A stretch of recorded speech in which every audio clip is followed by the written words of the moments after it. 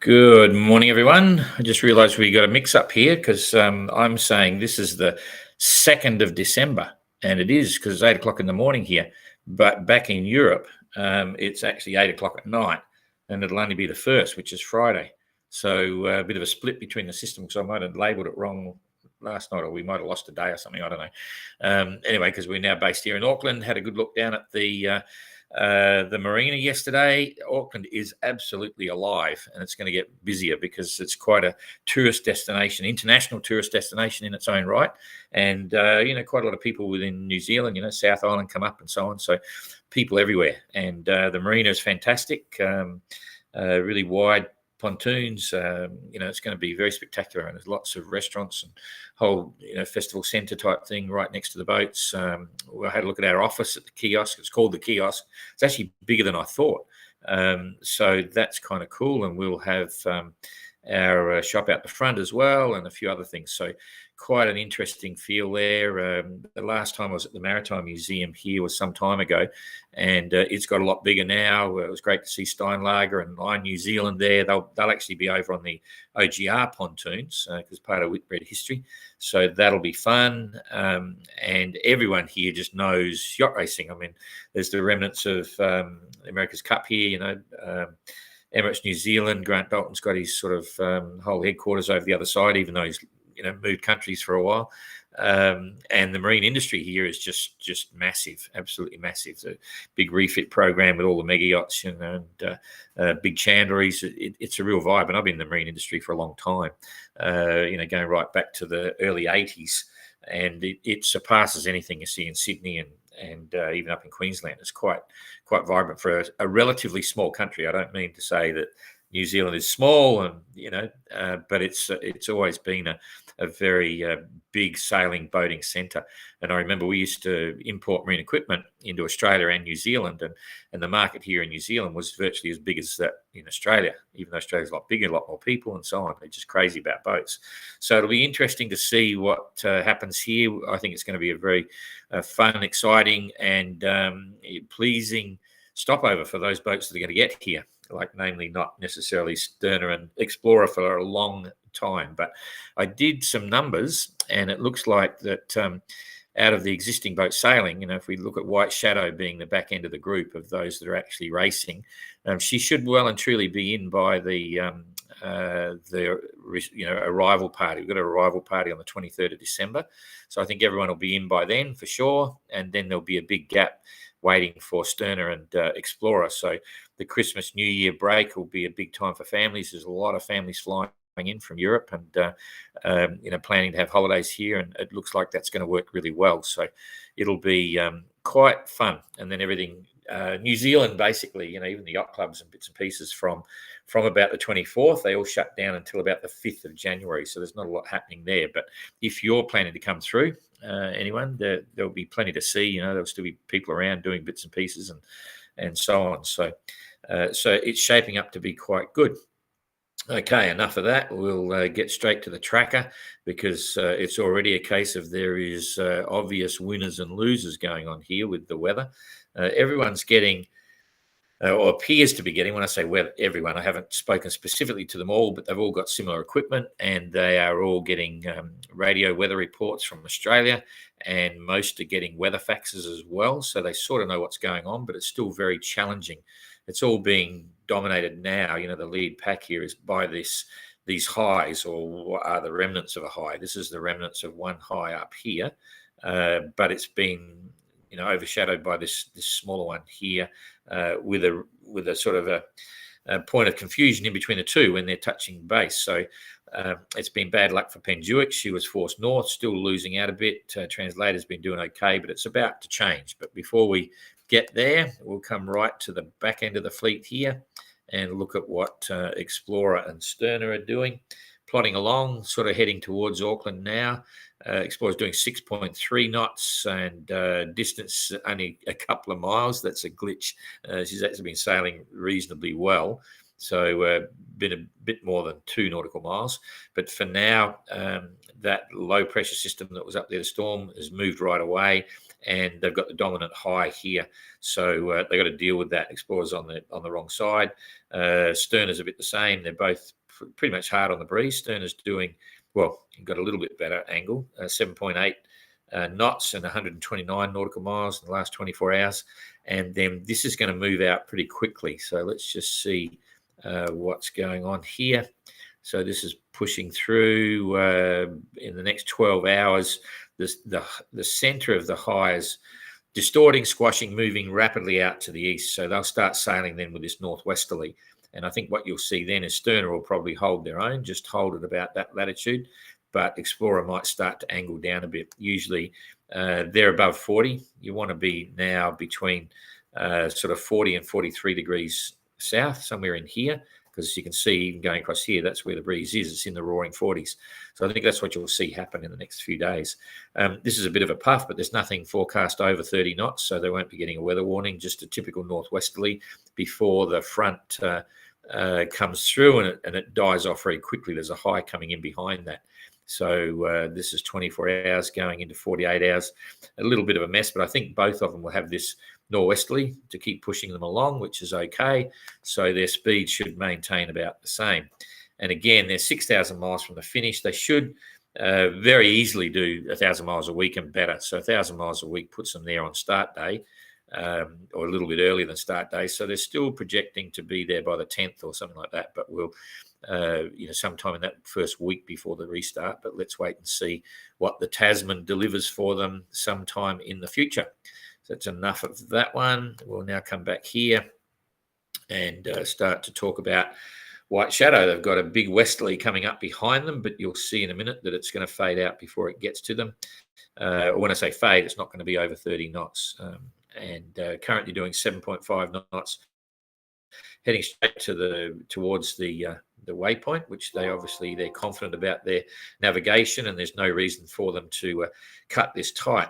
Just as a by the way, yesterday we spoke with Speed to Keep on the SoundCloud recording. It's all there, and we discussed briefly the issue of the waypoint. They're pretty convinced they did miss the waypoint. They were explaining they came in towards it on a quite a few days of dead reckoning navigation without any celestial fix, and thought they were okay. They thought they passed it 20 miles to the north, when in actual fact, it appears that they passed it about 3.7 miles to the south, and they're accepting the fact that they might have mixed up, and they will take whatever the ruling is at the end of the day, and they're happy to wait until Auckland to show us their logs and explain exactly what happened and the reason why they missed the waypoint. So we'll assess all that when they're back in Auckland. Meanwhile, White Shadow, 7.5 knots, 194 nautical mile day. That's pretty good. 11th in line honours, IRC, and 3rd in Sailor class. And having a good sail, that's probably 25, 28 knots, gusting 35, maybe higher, 40 knots, and 4 or 5 metre seas. So that's not too bad. Good for progress. In terms of distance from the lead pack, this is where it gets interesting up here, somewhere about 1,200 miles behind the front runners. And that's going to be a bit over a week or so from the first boat in, maybe 8 days or so, 8-9 days. So the majority of the fleet will be in, before Christmas. In fact, they will be. I'm pretty sure certain White Shadow will get in on the 22nd, or just in time for the party on the 23rd. So let's wait and see. Okay, Neptune still rolling along in this northerly or north of northeast, 8.4 knots, 194 mile day, 10th in line honours IRC, 5th in flyer class. And this is going to continue for these guys. They're going to do okay. We spoke to Galliana as well. They're really totally miffed, or should I say in Australian terms, they're pissed off. But they got their weather facts from Australia, but it wasn't so clear, and the isobars were tight together, and they were explaining how they took a punt, expecting big winds, so came north but wasted their time. So now they're coming back down again. And so they weren't happy with that, but that's the nature of yacht racing.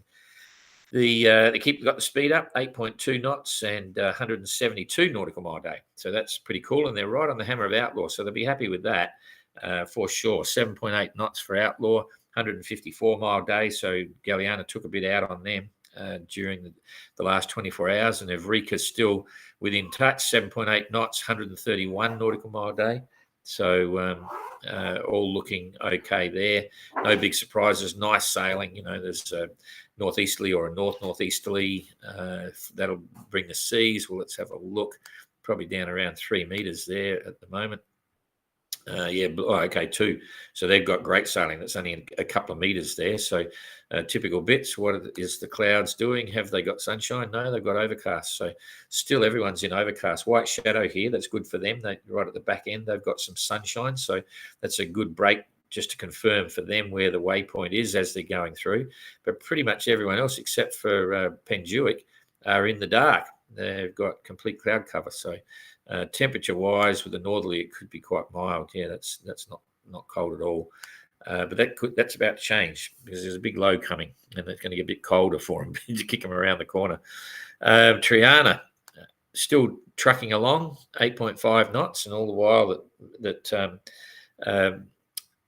translated, they've been moving pretty well, but certainly Penjuic has been sitting there while Triana has been charging ahead at 8 knots most of the time. So it's only showing 129-mile day. So maybe they did go quiet a little bit, but still doing well in the rankings. The Maiden starting to run out of breeze a little bit. Got headwinds there, going light. So that's light headwinds is better than light tailwinds. And doing 5.5 knots, 179-mile day. So that's pretty cool. Spirit of Helsinki is getting away from them a bit, I think, 7.7 and 200-mile day. So, yeah, Helsinki, you can see there's just stretched their legs a little bit and starting to pick up relative to the actual course on Penjuic as well. If we pick that again as a point of reference, we go to the bottom of Tassie and we say, rightio, Helsinki's 571 miles, Penjuic is 445. So it's about 130-mile difference there. Not much at all. And then translated, they're not going to go up to the bottom of Tassie, but anyway, they're 418 versus 448. So you can see they are absolutely in line on the situation at the moment. But what you'll find is that whilst translated is trying to come up a bit, she's not going to go in that direction. She's not going to go right up here. And based on the weather they're getting, you'll see her take a middle of the road situation here. So she'll come up a little bit, but keep going and then wait and see what happens. They don't want this sort of weather. Otherwise, they've got a big headwind trying to push up towards Cape Reinga and the North Island of New Zealand. So it's going to be very fascinating the next 10 days going into Auckland. So to get rid of that, hit that one there, and translated currently 8.1 knots. Got all the rankings first on all sections of the leaderboard, 214-mile day. So they've done well, but now the weather's going to impact them a bit with this high sneaking up from behind them. So what I'm going to do is just make it a little bit bigger here so we can see exactly what's likely to happen as we progress the weather forward for a couple of days.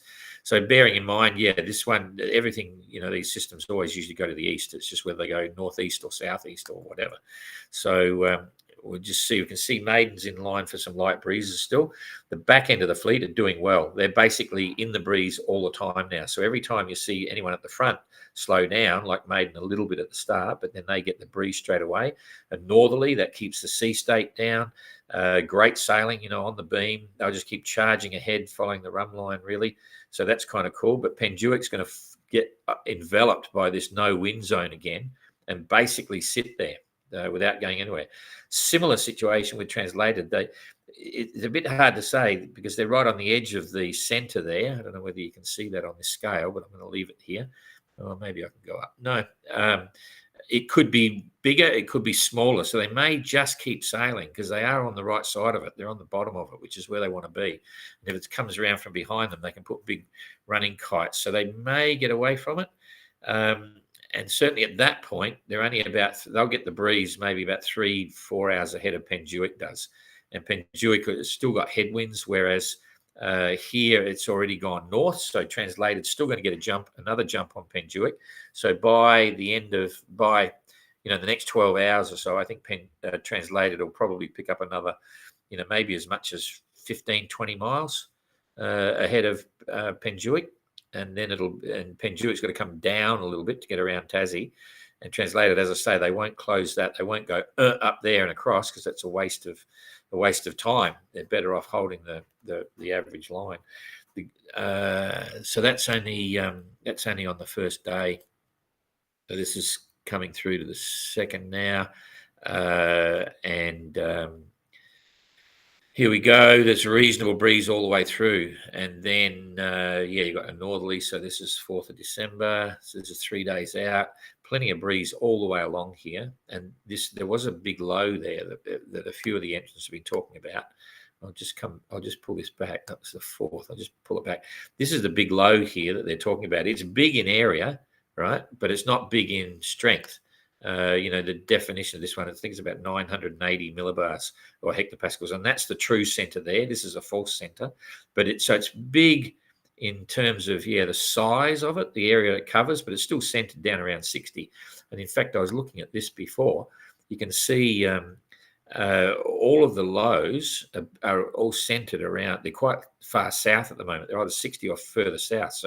So the whole of the Southern Ocean here again is pretty benign right now. It's very good sailing, and remembering that effectively the whole fleet, except for Explorer and Sterner, hasn't really seen a dramatic storm in the Southern Ocean yet. Touch wood, and it looks like they're going to probably get round the corner of Tassie without experiencing that, which is pretty interesting.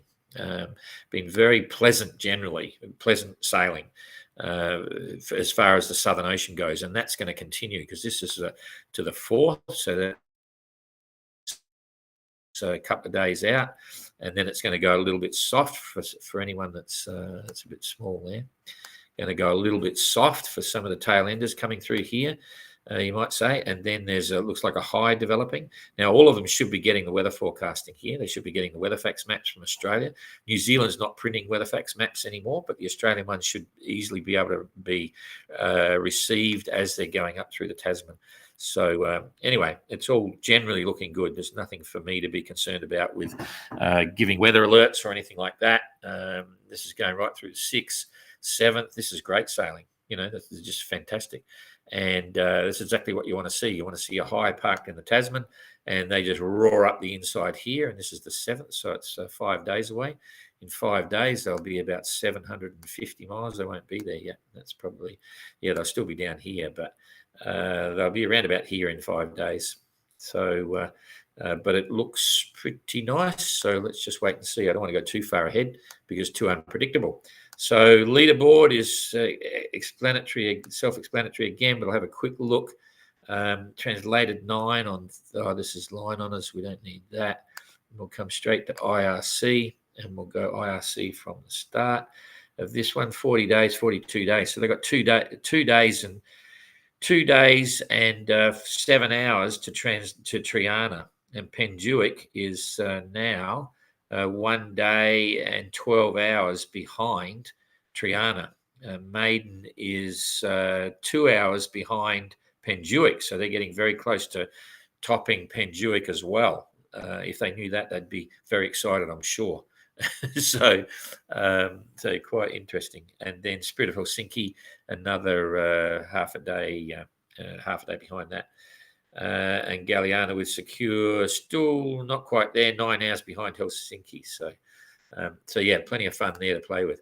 All right, I think that's us. I'll just come back here and see if there's any comments or questions. I'll do the Q&A. We've got a Q&A up for the OGR on Facebook right now, and it looks like I'll probably do that sometime tomorrow, which is Sunday our time. G'day, Jackie. Kathleen checking in from Art Show. G'day, Kathleen. No sound. Hope that's you, not me. That was early on. No, okay. G'day, Pete. Will it be Mandurah stay over? Be the same as Cape Town if one of the boats don't make it in time? Yes, it is. Wherever the stopover is, they must stop for a minimum of 4 days. So if they arrive the day before the start, the gun goes on start day, and then they would be required to stop for a minimum of 4 days. It usually takes longer than that because you don't want to go back out too quick. That's a safety factor to stop anyone doing something silly.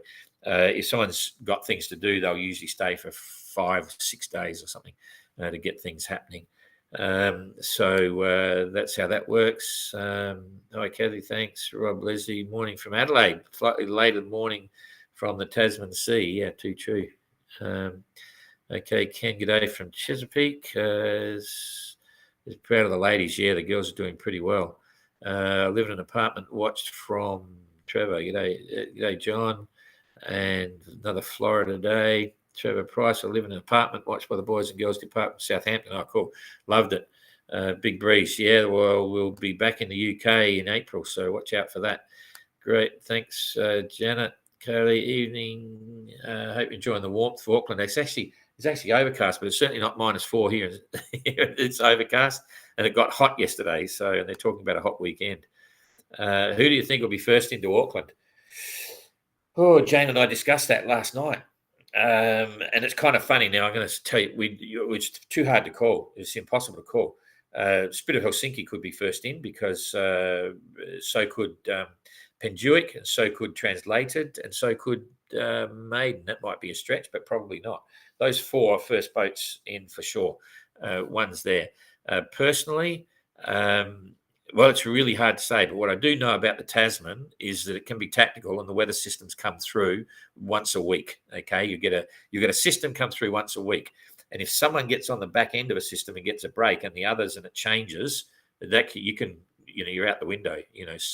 So you could be 200 miles apart going in, and the boat that's in front could all of a sudden gain 3 days, just like that. It depends on what the weather does at the time. That's one thing to remember. The other one is that it's quite obviously when you get to the other side of the island. Cape Reinga is the top arm of the North Island.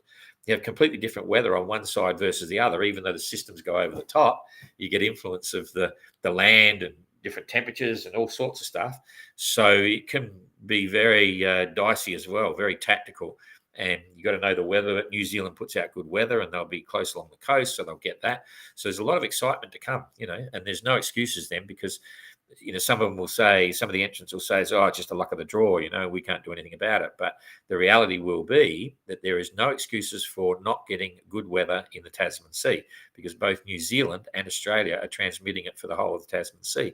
So now it'll come down to them making their own decisions. So it's not a computer making the routing decisions, it's the skippers themselves, which will look at what's going on. So it is really hard to call. I kind of hope that it's someone different with a smaller boat, like Translated or something, that'd make a bit of a shake-up. And it's sort of sad for Penjuic again, they're out front for so long, and then they pretty much parked and in the high. So, but that's yacht racing as well. And wouldn't it be amazing if the girls came through on Maiden? Crikey, that'd be a bit of a screaming point. And at Helsinki in flat water, mild conditions, a bit of courage, and that boat can fly. So just too many variables to call. Okay, if you have time, you should check out Maritime Museum. I will, absolutely. I've been there for some time ago, but I just saw it on the outside. It's much, much bigger. So yeah, there's some good stuff there. Okay, cool. That's it. So we will see you tomorrow. It's Friday that side of the world. Have a good Friday night, and don't drink too much and drive. Blah blah blah. So see you tomorrow. Have a good weekend.